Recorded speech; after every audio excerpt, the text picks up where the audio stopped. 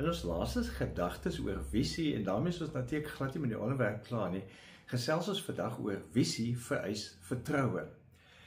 Ons het hierdie stukkie tuis opgeneem met die oog op Paasondag, maar is intussen met 'n toergroep in Athene in Griekeland.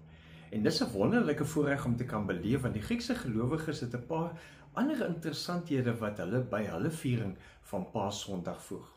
Maar kom ons gaan eers terug na die eerste Paasondag. Dit het nogal met verwarring begin, want Maria Magdalena het gedink, Jesus se liggaam is weg, want die graf was leeg. En die verhaal het eintlik 'n baie interessante spanningslyn van misterie, van ontdekking. Die disippels het nog nie regtig begryp dat Jesus wel opgestaan het nie. Selfs toe Jesus later by hulle verskyn, is Thomas die een wat hardop sê, wat van die ander waarskynlik gedink het. Hy wou Jesus se wonde aanraak, om seker te maak, hy word nie bedrieg nie. En Jesus gee hom toe natuurlik die kans om dit wel te doen. En nou hoor ons hoe sê Jesus vir hom in Johannes 20 vers 29. Glo jy nou omdat jy my sien? Gelukkig is die wat nie gesien het nie, en tog glo. Nou dis visietaal. Visie is om dit wat fisiek nog nie gesien kan word nie, tog te glo dit gaan gebeur en kan gebeur, en daarom werk ons in daardie rigting. En vandag is 'n besondere dag, Paasondag, waarmee ons saam met miljoene ander gelowiges, wat ook vir Jesus nie fisiek gesien het nie, opgeroep word om te glo. Ons glo, Jesus het opgestaan uit die dood.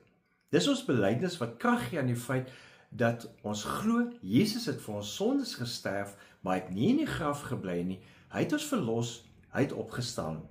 Dis ons belydenis wat vir ons krag gee om die werklikheid van die lewe elke dag te hanteer, omdat ons weet, Jesus is God, hy is die opgestane Here, wat met opstandingskrag ook ons lewe en die wêreld kan verander.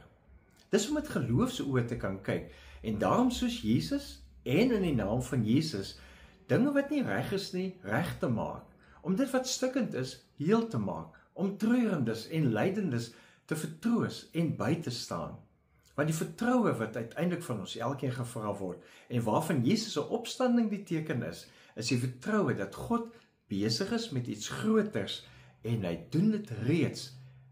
En dit is nie wat ons dalk sien en voel op die oomblikie, maar dis reeds die realiteit. Visie vereis daardie vertroue. Die Here het opgestaan.